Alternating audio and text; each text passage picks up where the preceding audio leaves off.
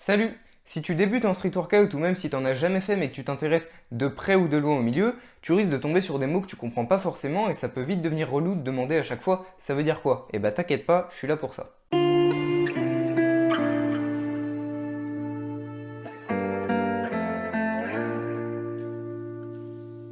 Dans cette vidéo, on va voir les bases, donc tout le vocabulaire qu'on utilise en street, et dans la prochaine, on verra le nom de toutes les figures. Alors je te préviens, en street, on a tendance à tout transformer en verbe, en conjuguant ou même à l'infinitif.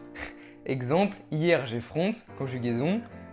Aujourd'hui, je vais plancher, infinitif. Avec quelques exceptions de figures qui n'ont pas d'infinitif, comme le FSTO, tu peux pas dire FSTOE, tu vas juste dire je vais FSTO. Me demande pas pourquoi, on a pris l'habitude, c'est tout.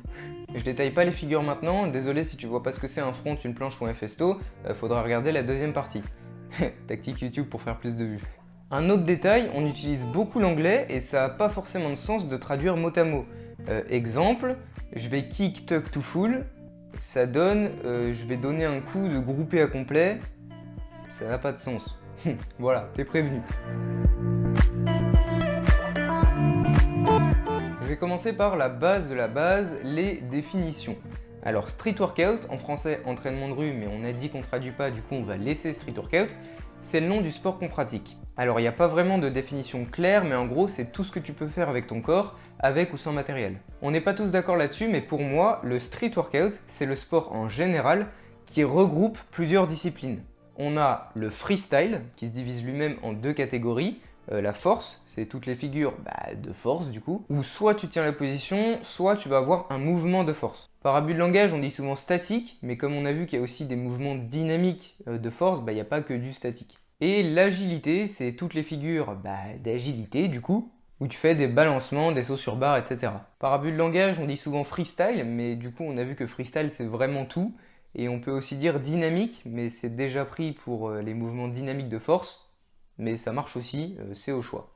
Dans une compétition de freestyle, ça se déroule généralement en 1 contre 1, où chaque athlète a un temps défini pour faire ce qu'il veut et ensuite c'est à l'autre. Avec plusieurs rounds en fonction des compétitions, les formats sont variables. Il y a certaines compétitions dédiées à la force et d'autres qui mélangent force et agi. Ensuite, comme autre discipline, on a le set and reps, donc série et répétition d'un exercice au poids du corps. Donc le but, ça va être en compétition de faire un maximum de reps sur un exercice donné, donc pompe, traction, dips, muscle up, squat aussi, voilà, c'est les principaux. Et en entraînement, de faire plusieurs séries de plusieurs répétitions de ces mêmes exercices dans le but de gagner en endurance, de prendre en masse musculaire et d'augmenter ton maximum sur une série pour performer par exemple en compétition si tu veux en faire ou juste pour toi. Et enfin, on a le street lifting, donc c'est le même principe que le set and reps, mais en rajoutant des poids externes. Et cette fois, le but en compétition, ça va être de faire soit un maximum de reps avec une charge donnée, soit une seule rep avec la charge la plus lourde possible. Toujours sur les exercices de base, donc pompe, traction, dips, muscle up et squat aussi, pourquoi pas. Et là, calisthénie dans tout ça. Calisthenics en anglais vient du grec kalos, la beauté, et sténos, la force, donc la belle force. C'est le terme que les anglophones utilisent pour dire street workout. Mais ils disent aussi street workout et c'est pour ça que c'est la galère dans les définitions. On l'utilise assez peu en français, pour certains c'est juste synonyme de street workout, pour d'autres ça désigne plutôt le renforcement musculaire au poids de corps, donc pas forcément les figures mais plus le set and reps. Bon, pour être tranquille, moi je propose qu'on l'utilise pas, on a déjà assez de mots compliqués comme ça. Pour résumer, street workout, le sport, divisé en plusieurs disciplines, le freestyle, force et agi, le set and reps, exercice au poids du corps, et le street lifting, exercice au poids du corps, mais avec des charges externes. Et calisthenics, on se prend pas la tête. Et chacune des 3 disciplines a ses propres compétitions et ses propres règles. Voilà, c'est les définitions que je te donne, t'en fais ce que tu veux, mais à partir de maintenant, c'est celles que je vais utiliser sur ma chaîne. Je dis à partir de maintenant parce que j'ai déjà sûrement fait des abus de langage dans mes précédentes vidéos. Bon, je sais pas trop par où commencer, du coup je vais juste te faire la liste des mots. Donc dans le vocabulaire général, on a push, c'est pousser, tous les mouvements où tes mains s'éloignent de ton corps. On a pull, tirer, tous les mouvements où tes mains se rapprochent de ton corps. Lean, c'est avancer. Hold, c'est tenir une position en général. Side, sur le côté, on l'utilise pour une figure où ton corps est courbé. Wide, large. Close, serré. Advance, avancer, mais l'adjectif, pas le verbe, parce que avancer, le verbe c'est lean, enfin t'as capté. Assisted, assisté, avec un élastique en général. 7 séries, rep, répétition, reste, temps de repos. Et je vais pas faire l'accent anglais, je vais pas m'y risquer. Négative, négatif, hein, retenir la descente. Concentrique, concentrique, faire des répétitions. Excentrique, excentrique. Ralentir la descente, c'est des négatifs en fait. Rises, c'est des relevés. C'est différent de press.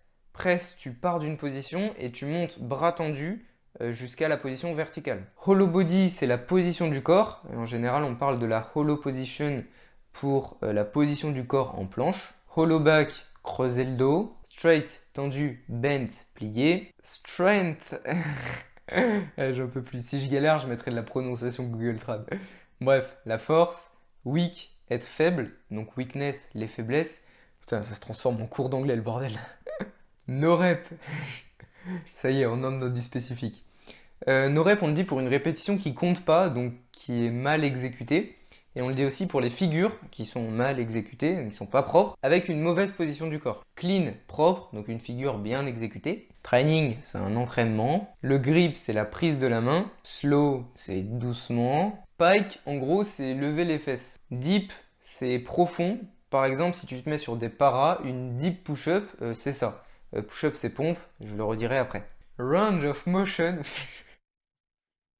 abrégé ROM, R-O-M, de toute façon je le mets à l'écran, c'est l'amplitude. Donc half ROM, c'est une demi-amplitude, et full ROM, c'est amplitude maximale. Bon, ensuite, les progressions, c'est les positions des jambes qui vont faire varier le levier de ton corps et donc la difficulté de la figure. On a la tuck, je te mets des images, l'advanced tuck, la one leg à bannir, strictement inutile au vu de la position du bassin. Ça sert à rien, n'en fais jamais. Tu peux faire l'advance one leg, ça c'est la vraie. Donc tu as une jambe en advance tuck et l'autre jambe tendue, hein, voilà. Ça c'est la half lay, je l'aime pas, mais pourquoi pas. Ensuite straddle, jambe écartée, et full, c'est la position finale. Donc les deux jambes tendues et serrées. Voilà, ça c'est pour toutes les figures. Après tu peux faire des trucs bizarres pour trouver un intermédiaire entre deux, genre straddle half lay, straddle advance tuck. Bon, je trouve pas ça très utile, hein. Moi je te conseille les basiques, tuck, advance one leg, straddle et full. Il y a certaines progressions que je recommande pas pour certaines figures, mais ça fera l'objet des tutos spécifiques que je ferai plus tard sur ma chaîne. Ensuite, on a les positions d'épaule. Protraction vers l'avant, rétraction vers l'arrière, élévation vers le haut, dépression vers le bas et neutre au milieu. Les positions du bassin, rétroversion, en anglais posterior pelvic tilt, on abrège PPT en général quand on s'écrit dans des groupes entre... Bref, t'as capté. Antéversion, c'est l'inverse, en anglais anterior pelvic tilt, on abrège APT quand on écrit. Parce que flemme d'écrire rétroversion, antéversion, tout ça, PPT, APT, voilà, comme ça c'est fait. Et neutre, voilà, c'est au milieu, c'est comme quand tu tiens debout, t'es en neutre en général. Ensuite, les positions des mains. Pronation, on abrège prona quand on écrit, c'est le dos des mains vers soi. Supination, on abrège supi, c'est la face des mains vers soi. Et neutre, neutre, sur parallèle, tu es en neutre. Si tu as un espalier en hauteur, tu fais des tractions comme ça, tu es en neutre. Voilà, tu as compris.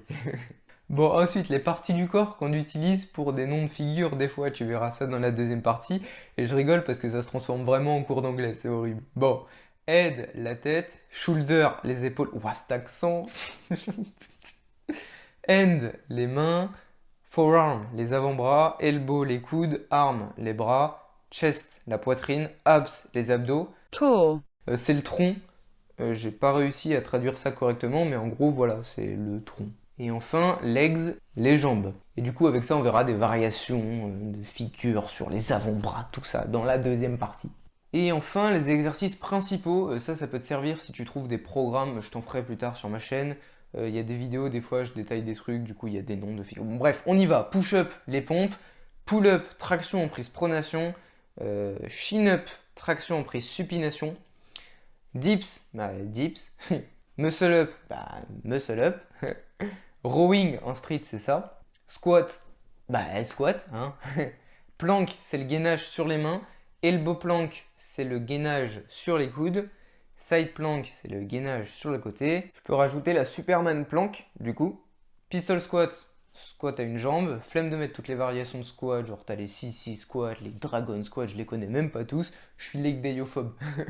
Ensuite, burpees, bon, c'est assez connu ça normalement. Jumping jack, très bon échauffement, comme les burpees. Et mountain climber, tiens j'ai oublié un B. Voilà, ça je savais pas ce que c'était avant, bah j'ai découvert que c'est ça, j'en fais jamais, mais si ça peut te servir, voilà. Alors c'est pas vraiment un exercice principal, mais je sais pas trop où le caser, alors voilà. La lean-up, c'est quand sur une planche on part de la ligne et on lève le corps droit tout d'un coup. Et c'est un exo du coup de faire des reps de lean-up. En anglais ils disent lift aussi, mais j'aime pas trop, je préfère dire lean-up. Et si on y va comme ça, je peux aussi mettre la shoulder planche. Voilà, je pense qu'avec ça t'as déjà de quoi comprendre l'univers du street workout. Je te fais le lexique du maximum de figures et variations que je connais dans la prochaine vidéo. Je vais pas m'éterniser ici, de toute façon le but c'est de faire une petite vidéo pour ceux qui arrivent dans le game, pas un dictionnaire.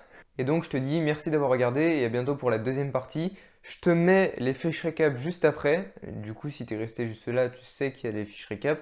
Et si t'es pas resté jusque là, bah, de toute façon tu vois pas ça, donc tu sais pas qu'il y a les fiches récap. Bref, salut.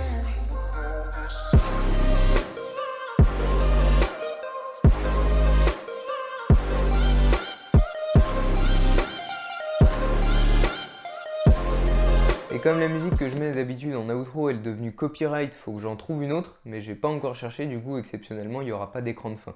Voilà, à plus.